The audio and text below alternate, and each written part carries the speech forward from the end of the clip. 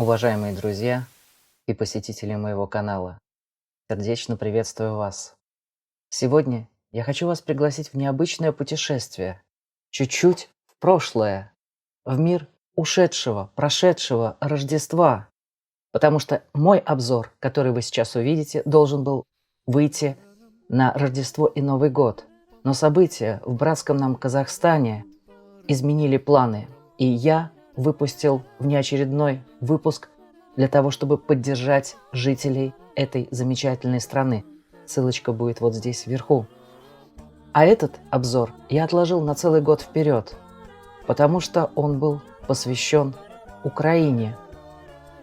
Но события, которые сейчас происходят, дают мне не только возможность, но и необходимость также поддержать жителей этой замечательной страны в их очень непростое и тяжелое время.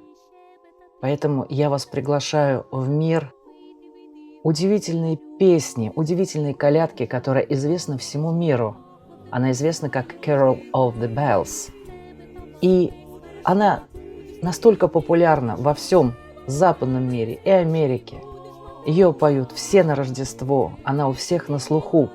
И она считается английской, она считается западной. И ее истоки удивительны. На самом деле это украинская песня. Это песня, которая родилась в нас, в нашем соседнем государстве, я имею в виду по отношению к России, и как раз она входит в жанр щедровок, и называется она «Щедрик». Этот жанр, щедровки или щедривки, они пелись на Новый год, и от слова «щедрость», которое является корневым, как раз оно побуждало тех хозяев, к кому обращалась эта песня, что-то пожертвовать тем, которые поют. И эту песню обработал уникальный человек, уникальный мастер, хоровой мастер Николай Дмитриевич Леонтович. Позвольте я вам скажу пару слов о нем. Николай Дмитриевич родился в 1877 году в Российской империи и был, к сожалению, убит в 1921 году. Он прожил совсем немного. Это был выдающийся украинский композитор, аранжировщик, хоровой дирижер, собиратель музыкального фольклора и автор более чем 150 хоровых обработок украинских народных песен. Он был музыкально-общественным деятелем, педагогом и регентом. Кто такой регент? Регент – это руководитель церковного хора православной церкви. Сам Николай Дмитриевич был из семьи потомственного русского, тогда не делилось оно, русское или украинское особо духовенство, поскольку это была единая империя, единая страна. Поэтому он был потомственным не только музыкантом, но и принадлежал к духовному сословию. Правда, он избрал для себя немного иной путь. Он стал музыкантом, он стал регентом, он стал хоровым дирижером, руководителем хора.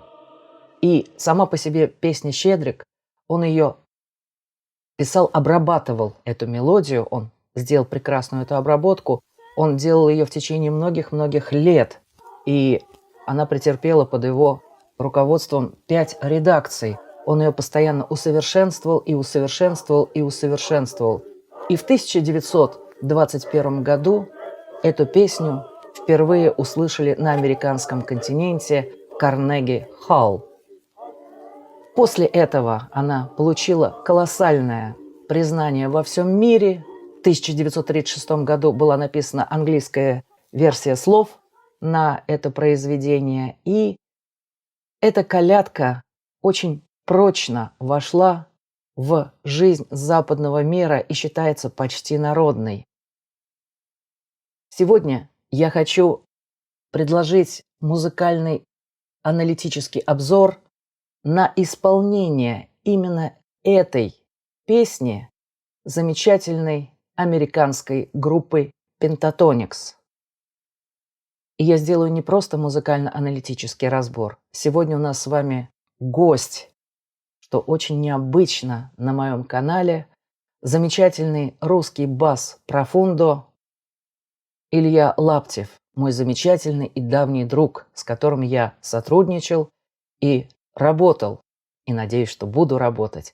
И он нам поможет понять все тонкости и сложности не только подобного ансамблевого исполнения, но и сам Илья поет в том же самом стиле, который мы сейчас с вами увидим и услышим в исполнении группы Pentatonix.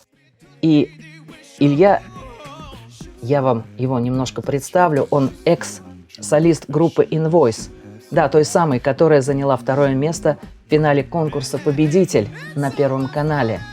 Это огромное достижение для таких групп, и Илья очень высокий профессионал, поэтому не переключайтесь. А пока подпишитесь, поставьте ваши лайки и, может быть, станьте спонсором канала, несмотря на все эти сложности, которые сейчас есть в мире и на YouTube.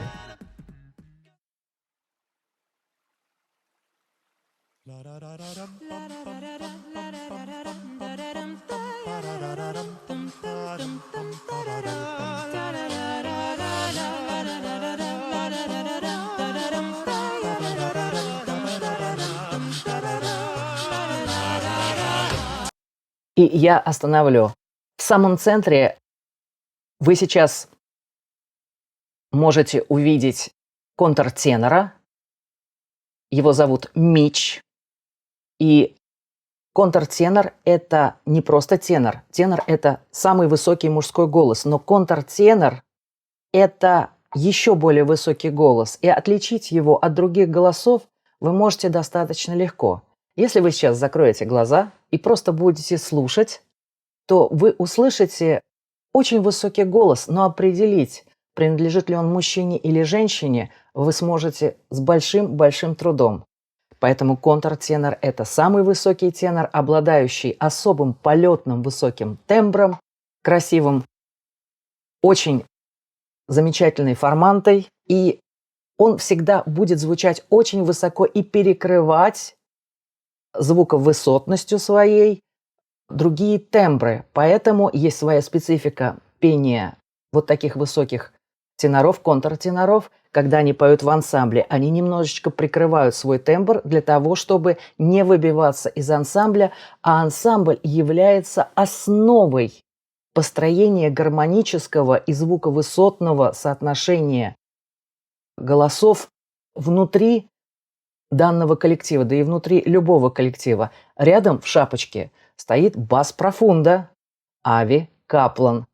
И как раз наш приглашенный бас поможет нам немножко понять специфику именно его работы.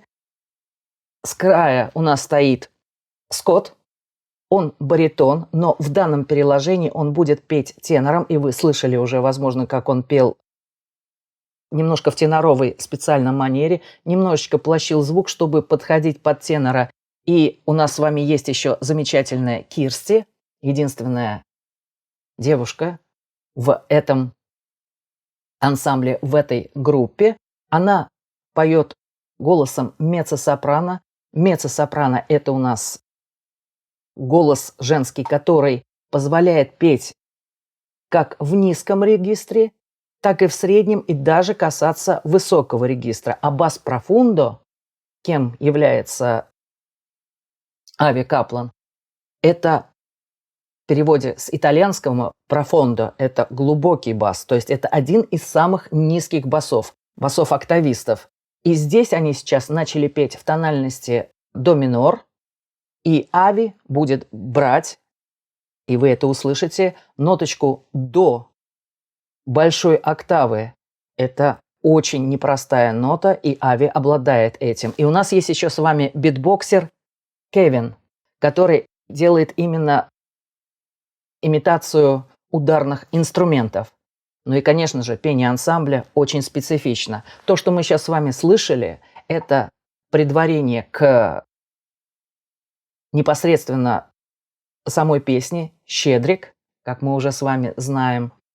И это вступление сделано в стиле Баха. Это удивительный, прекрасный гармонический стиль, и вы периодически будете слышать то, что называется фугой. Мы этого коснемся чуть позже.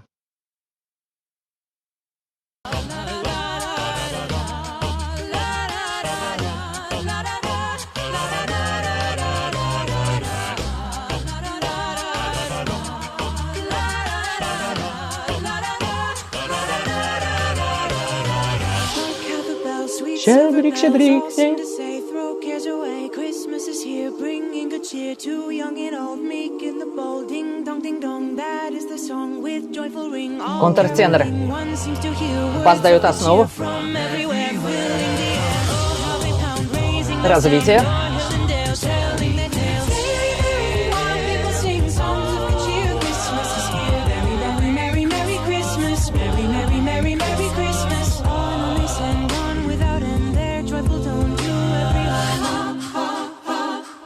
И заметьте, что Митч, контртенор, у него находится мелодия, и он стоит в самом-самом-самом центре. Это непростое построение. Это сделано для того, чтобы основной голос пел в самый центр, кстати, из зала тоже, если они будут выступать. И на нем лежит самая большая ответственность. Это мелодия. Мелодию он поет превосходно и очень чисто, прикрытым замечательным контртеноровым тембром. Рядом Ави Каплан дает очень хорошую основу в виде баса, который имитирует контрабас. Да? Это такой музыкальный инструмент уже оркестровый. И басовая здесь партия крайне важна, потому что она имитирует музыкальный инструмент. Как и музыкальные инструменты, в данном случае битбокс, ударные у нас имитирует Кевин. На него, кстати, наложен специальный эффект звуковой для усиления того, что он делает, потому что чисто физически сделать такой звук практически невозможно. Поэтому накладывают небольшие спецэффекты, именно басовые, для того, чтобы битбоксер мог это делать и звучать как можно более сильно и объемно.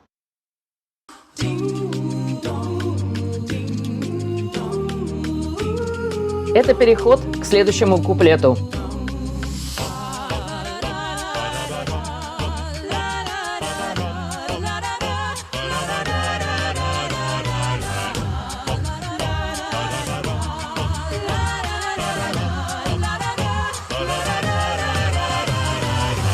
И еще вам замечу, что то, как они выстраивают пение, это пение называется в музыке, в хоровой музыке, в данном случае в ансамблевой, пение по фразам. Есть пение по тактам, когда вы слышите, как поют певцы, достаточно акцентируя каждую долю. Здесь это именно западный подход, он отличается от, в данном случае, традиционно российского или советского, где поют, так сказать, иногда как маршируют. Да? Это такой музыкальный стиль, кстати, это и стиль немножко, может быть, мышления. Вот. Западная музыка построена на пении по фразам, и они как раз поют именно в этой западной манере.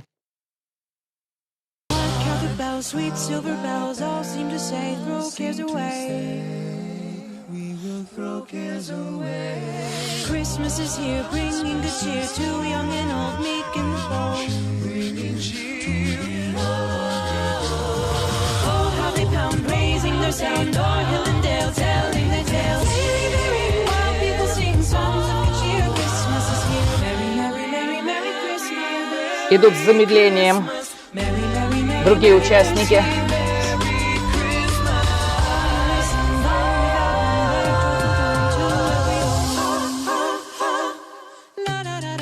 А вот и Бах.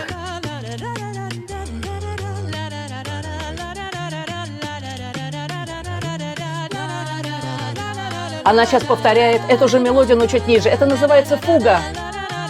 Повторение одной и той же мелодии на другой высоте.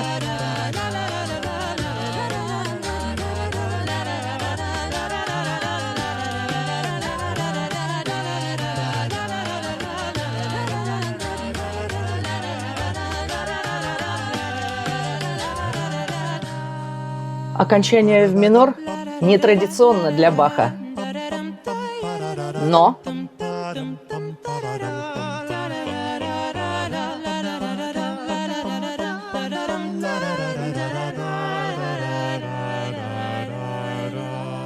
мажор.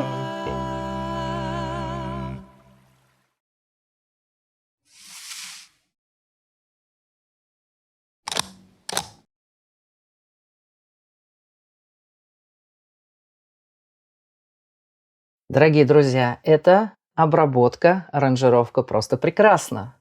Она выполнена в баховском стиле, она изящна, звучание голосов превосходно. Разумеется, это запись. Но я, мои дорогие друзья, имел счастье слышать их выступление в зале. И что удивительно, несмотря на то, что в зале не только живое исполнение, но и микрофоны настроены, как правило, не всегда на самой большой высоте по качеству. Данный коллектив выступал превосходно и пел ничуть менее чисто, чем они исполняют сейчас. И это является фактором высочайшего качества коллектива.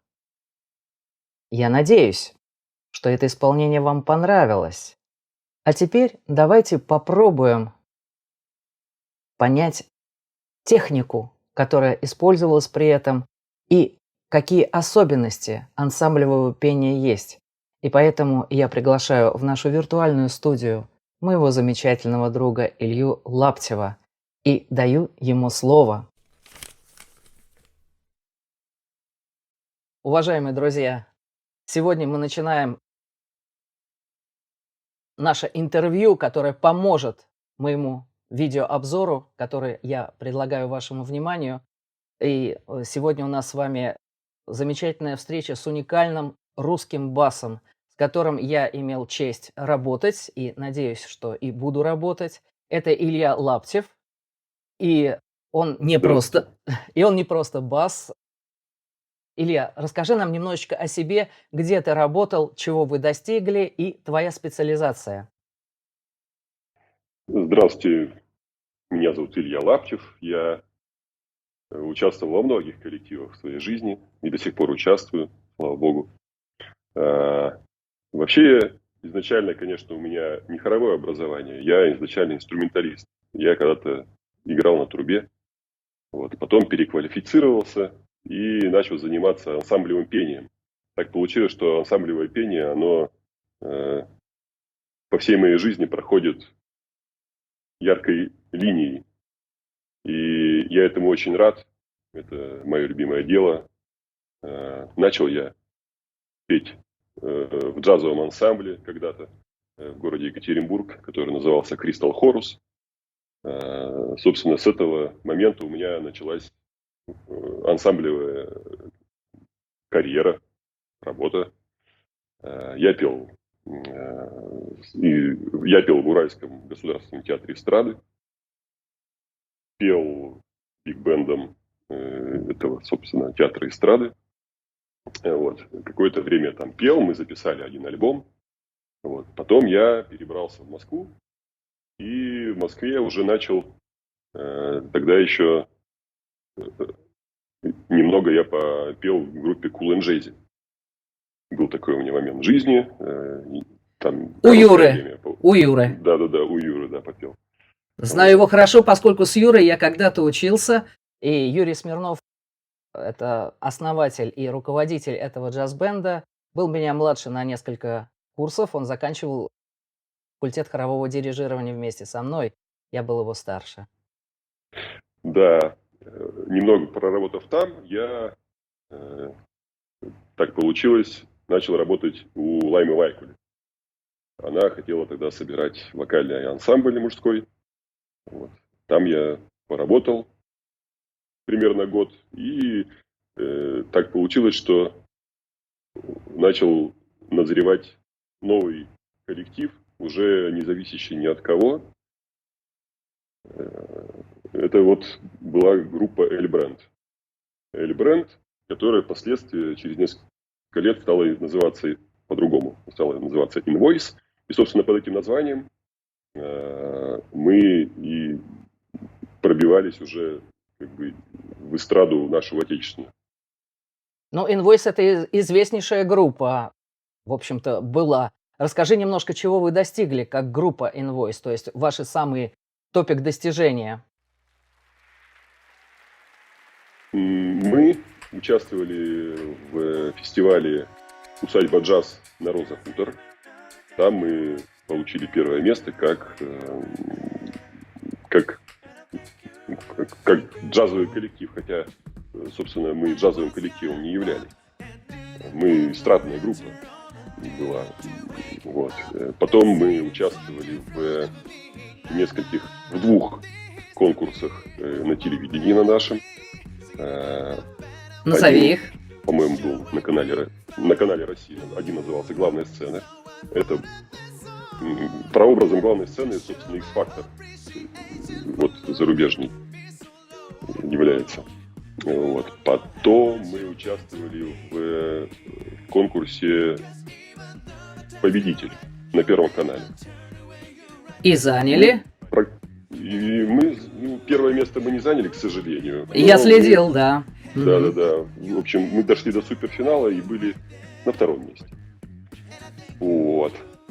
В общем, вот такие у нас достижения в рамках группы Invoice. Так. Теперь я занимаюсь уже другой музыкой, современной, композиторской, академической музыкой. И пою в ансамбле Engaged. Окей. Очень интересно. Да, это уже совсем другая стезя. Это большая разница с предыдущим моим коллективом. Ну, в общем, так. Ну и параллельно я еще всегда пел в хоре, в храме. Это все никуда не девается, оно у меня тоже всегда сохраняется. В общем, пою во многих жанрах и во многих коллективах. То есть тебя можно назвать в определенном смысле певец кроссовер. Ну, да, возможно, да. Ну, так получилось. В определенном жанре, в определенном, да. Вот, прекрасно. А поскольку ты специалист и, несомненно, специалист высочайшего уровня, уважаемые друзья, Илью я еще знаю по работе под моим началом, и с Ильей у меня очень теплый контакт, поэтому мы с ним общаемся на «ты». Это действительно очень профессиональный человек, это настоящий русский бас. Поэтому я хотел бы спросить уже Илью как специалиста, какова роль баса в вокальном ансамбле и в хоре? Вот на твой взгляд. Ну, вообще роль баса, она неотделима от хора и от ансамбля и от музыки вообще в целом, потому что музыку мы всегда воспринимаем как спектр каких-то частот. Да. Вот у нас есть высокие частоты, средние частоты, низкие частоты. И музыка этим всем пользуется, конечно же. И чтобы музыка была полноценная, гармоничная и наполнена, эти все составляющие должны быть. Ну, конечно же, еще должен быть ритм, это ясно. Но роль баса в вокальном ансамбле и в хоре, она основывает фундамент. Основа. Звучания. Да, основа. Есть мелодический голос, есть гармонические голоса, которые посередине, и есть бас, на котором все это строится. То есть, как бы у любого здания есть фундамент, то же самое и в музыке. В общем-то, вот фундаментальничаем потихонечку. Ну, для нас с тобой это вещи очевидные, а для тех, кто нас будет видеть и слушать, это, возможно, что-то новое, то, что они узнают о музыке. Потому что бас действительно является основой и хора. Кстати, бас, если мы возьмем не вокальный голос, то бас в оркестре – это тоже основа. И вообще бас... Да. Контрабас у нас там это все изображают. Да. Конечно. Играют. А какова специфики и особенности баса именно в ансамбле? Вот если мы возьмем не хор, да, где бас... Вот ты являешься басом еще октавистом. Ну вот я, позволь, все-таки тебя так назову. Возможно, наши даже слушатели это определят и по голосу, что у меня очень высокий лирический тенор, ближе к альтино. Ну, сейчас, правда, он загрубел, слава богу, а то был еще более высоким. Вот. А Илья – это настоящий бас профундо. Профундо на итальянском профондо – это основательный, глубокий, да, это глубокий бас. Это один из самых низких басов октавистов, например. У тебя какая нота внизу? Рабочая. Ну, до у меня рабочая, большой октавы рабочая, но бывает, что и ниже приходится петь. До рабочая. Вот, это очень здорово. И вот какова именно специфика работы баса такого, как ты, именно в ансамбле? Какая есть именно специфика работы в таких небольших, малых коллективах? Чем должен обладать бас? Вот такой даже низкий, как ты. Что он должен уметь делать? Я не буду сейчас говорить про то есть я скажу в общем пока, не буду в детали вдаваться, что, конечно же, должна быть чистая интонация, потому что в ансамбле всех прекрасно слышно, всех прекрасно видно. Это критично. Да. Ты должен хорошо интонировать. У тебя не должно быть сильно широкого тембра. У тебя должен быть сфокусированный звук, чтобы у тебя был строй с остальными членами коллектива твоего. Если взять какие-то не джазовые ансамбли, допустим, где другая немножечко специфика звукоизвлечения, об этом мы позже поговорим, ты должен сливаться со своими коллегами, чтобы у тебя гармония была чистая, прозрачная. Также, конечно, у баса бывают и сольные какие-то куски. Это не так часто, но это бывает. Что еще можно сказать? Значит, слух хороший должен быть, интонирование четкое. Потом взаимодействие с другими голосами, чувство ансамбля. Конечно же, ты должен слышать каждый голос и пристраивать, и они должны к тебе пристраиваться. Это такое взаимодействие, без которого ансамбль невозможно построить. Как долго нарабатывается подобный ансамбль? Если мы возьмем, например, группу Invoice, которая успешна и известна очень многим зрителям.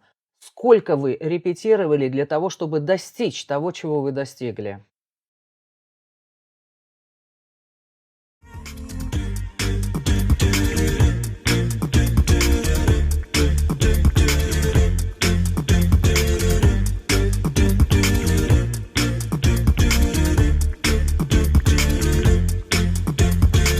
I like to move it, move it. I like to move it, move it. I like to move it, move it. You like to move it. I like to move it, move it. I like to move it, move it. I like to move it, move it. You like to move it. I like to move it, move it. I like to move it, move it. I like to move it, move it. You like to. Can't touch this. Can't touch this. Woo! Дамы и господа. Can't touch this.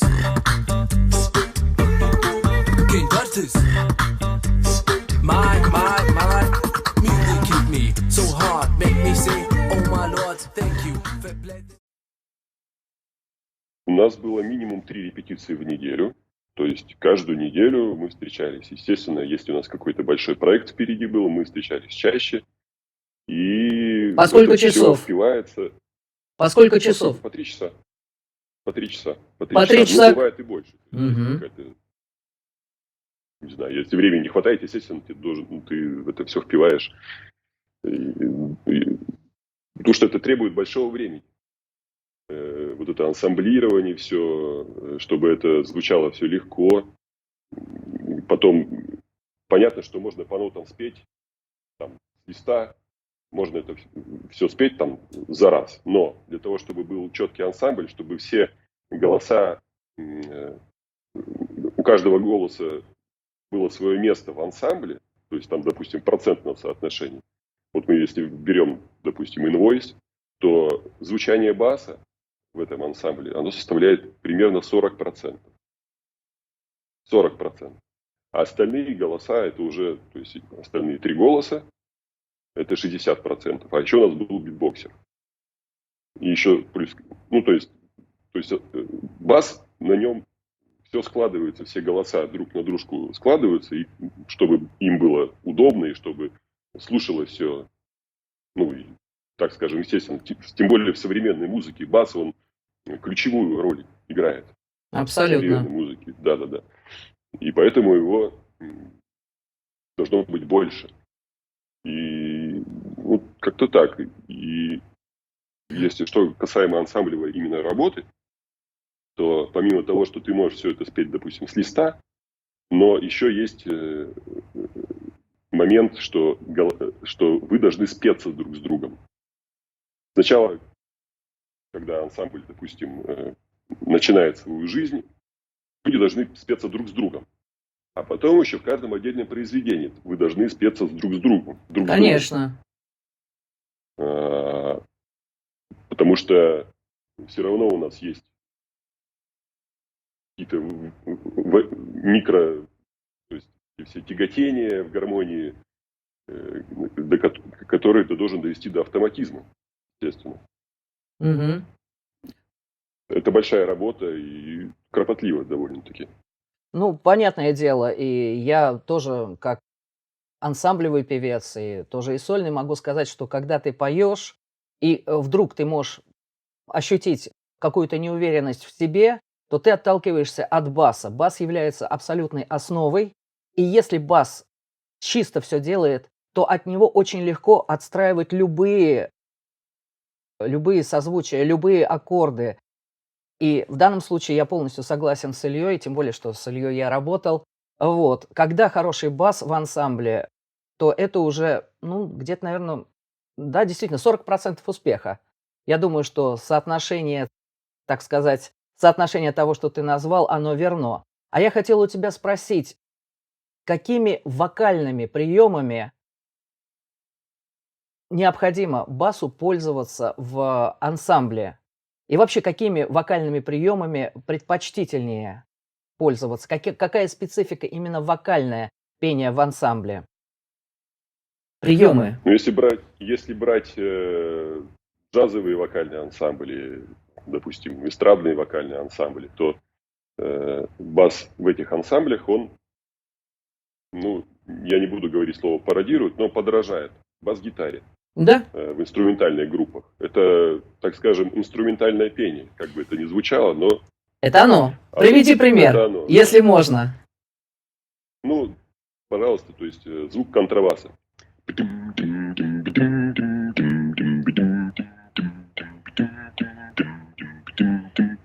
Это... Есть яркие примеры, допустим, там, в мировой музыке, это группа TXX. TXX, на которой я, кстати, был в Москве во время их выступления. Да, я дважды был на их выступлениях. Это потрясающе. Когда-нибудь я сделаю обзор на эту группу. Это абсолютно потрясающая, да, группа, да? И я много их слушал, и, собственно, манеру вот этого инструментального пения я снимал с их бас целой ночи. Вот. Это инструментальное пение. Естественно, кроме того, что у тебя идет подача, как у бас-гитары, Да. Ты еще должен быть очень ритмичным человеком. Потому что, вот, допустим, у нас в Invoice, ну, понятно, что в инструментальном ансамбле ритм-группа, она складывается из ударных и бас-гитары. В вокальном ансамбле это абсолютно тоже. Это ритм-группа, то есть вот есть певцы, которые поют мелодию, которые поют заполнение гармоническое, да. Они, Середина. Допустим, так назвать они, да, как ритм-гитара, грубо говоря, да, какие-то инструменты гармонические. Битбокс, он выполняет роль ударной установки, только лишь, да, а бас, он выполняет и мелодическую функцию, потом гармоническую функцию и ритмическую функцию. То есть на тебе несколько задач сразу. Ты как связующее звено между всеми звучащими голосами являешься. Ну, замечательно. Скажи мне, пожалуйста, а помимо какая-то есть особая техника дыхания, когда ты работаешь вот в стиле, например, бас-гитары? Как-то по-особому у тебя работает диафрагма, то есть она сокращается, так сказать, в определенном каком-то сегменте. Диафрагма, она как бы особо... То есть она работает, как певец, она должна постоянно у тебя держать давление. То есть она выдает всегда у тебя поток воздуха. А в основном все происходит вот здесь. Ты посылаешь в маску, правильно, да? То есть... Ну, в маску, да, чтобы все это звучало, естественно. Но еще вот твоя артикуляция важна. Когда ты делаешь вот это вот... эти все бас-гитарные... В TXX он делает вообще потрясающе все это. Да. Ага, так. Это Ну всё и дикция можно. должна быть, соответственно. То есть очень сильно работает маска, верхняя часть, правильно? Ты посылаешь из диафрагмы, соответственно, определенный напор воздуха, и он у тебя должен очень сильно попадать на зубные резонаторы, правильно? Вот в эту область. На зубы, да? Ну, нет, в зубы нет. У тебя в зубы, получается, ты делаешь атаку, как Да. духовик. У тебя язык работает. Мгм. Тут ничего особо мудреного на самом деле нет. Просто это нужно поймать ощущение. У тебя понятно, что звучат такие верхние резонаторы твои. Носовые, вот это все. Потому что в основном ты, получается, что поешь с закрытым ртом все время. Вот Мгм. если брать наш ансамбль, у тебя все время рот закрыт. Потому что ты не произносишь никаких слов. Ты практически используешь набор каких-то слогов, чтобы это было похоже на инструмент. То есть ты инструмент в этом случае. Ты инструмент. Ты себя не ассоциируешь с человеческим голосом, а ассоциируешь себя с инструментом, с подражанием его тембру, его атаке. В общем, так. Ну да, эта работа во многом даже интеллектуальная, я бы сказал. То есть здесь задействуется сразу целый комплекс всего. И это и психофизиологический, несомненно, процесс. Вот, это еще и интеллектуальный процесс. То есть это отличает очень сильно продвинутого вокалиста, наличие, ну, я бы сказал, определенных интеллектуальных способностей.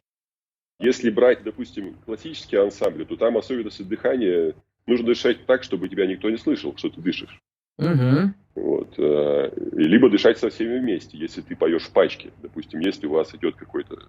Ну да, общая цезура, общее дыхание, Да. все вздохнули и пошло дальше. То есть в Конечно. хоре по-другому совершенно. Там много народу, у вас там цепное дыхание возникает. А в ансамбле цепное дыхание, ну, оно говорят, что им нужно пользоваться, но по сути оно не используется. То есть, нужно дышать незаметно. И, естественно, каждое дыхание, оно выверяется и отмечается, и вы договариваетесь, как кто где дышит.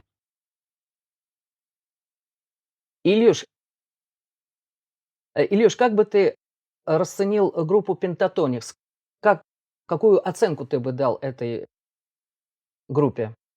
Это прекрасная группа. Они новаторы в чем-то, они большие молодцы, у них интересные аранжировки, у них интересный материал, у них прекрасные певцы, у них отличная подача, отличная манера исполнения. Они тоже универсалы большие, каждый из них является. То есть они и сольные певцы прекрасные, и ансамблевые певцы, они классные. И их интересно слушать, на них приятно смотреть. И то, что они делают, это очень классная работа. Я тебя крепко-крепко обнимаю, всю твою семью. Желаю тебе здоровья, процветания, многое тебе и благое лето, и до скорых встреч. Спасибо, дорогой. Спасибо. Ну что ж, дорогие друзья, вот и подошел к концу мой музыкально-аналитический обзор. Надеюсь, что он вам понравился. Если это так, то подпишитесь, поставьте ваши лайки и, возможно, сделайте какое-то пожертвование автору, потому что времена сейчас очень непростые в России. И мы сейчас также переживаем и кризис, и очень сложные времена. Но я надеюсь, что они пройдут. Засим позвольте поблагодарить вас за внимание и пожелать вам всего самого наилучшего.